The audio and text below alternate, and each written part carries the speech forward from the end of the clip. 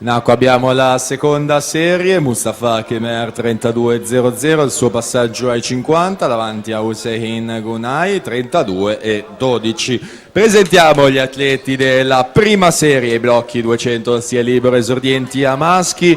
In 1 Lucio Massimo Orlandini, Rossa. In 2 Davide Bonterollo, Aquapolis. In 3 Davide Schiattino, Piave Nuoto.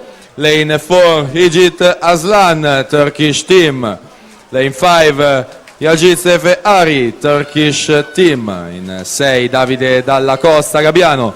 Lane 7 Hamza Yavuz, Turkish Team. E in 8 Edoardo Latifondi, Rossa. Mustafa Kemer 1.05.75 al passaggio a metà gara.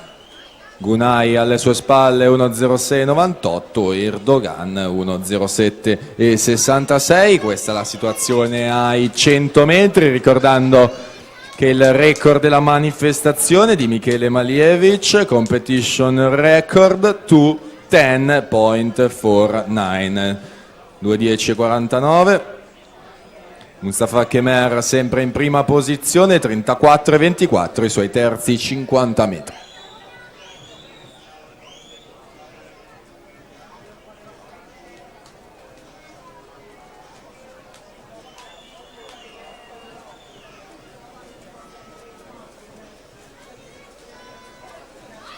Mustafa Kemer solitario al comando in questa serie numero 2, vediamo il suo responso cronometrico, 2:13.54 per andare al comando della classifica. Hussein Gunay in seconda posizione, 2:17.45 alla partenza, la prima serie.